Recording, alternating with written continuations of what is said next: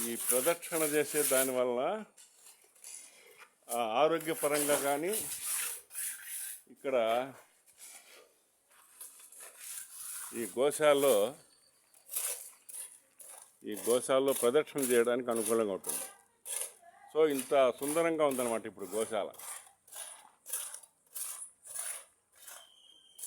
ఈ ధ్వజస్తంభం దగ్గర నుండి రౌండ్లు వేయాలి. ఈ స్టాండ్ వచ్చి పక్షులకు. ఇక్కడ అనేక గుండుబావి.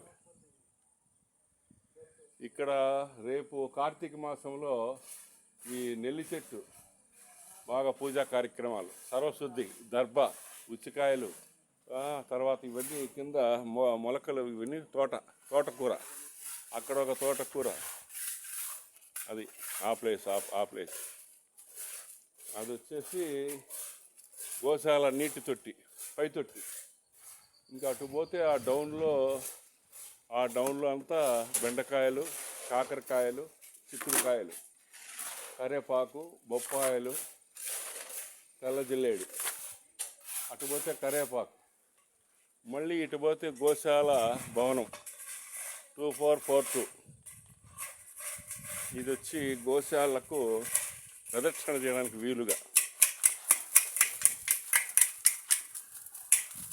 ఇక్కడ నా వెనుకుండేది నిమ్మ చెట్టు, ఇవి కొబ్బరి చెట్టుకు ఆనుకొని ఇక్కడ ఉండేది ఇది జామ చెట్టు. ఇంకా అది హాల్, అది గోవాసం. ఆ హాల్లో కూర్చోవడం, డ్యాన్స్ చేయటం, ఈ పక్క అరుగులు.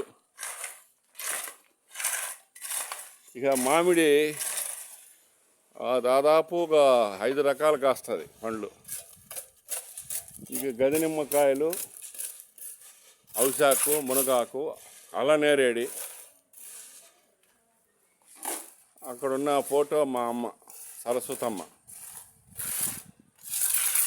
విఎస్ గోశాల, వాసుదేవ్ శర్మ, సరస్వతమ్మ వాళ్ళ పేర్లతో. ఆ సైడు గో ఆశ్రమం ఉంది, అక్కడికి వెళ్దాం.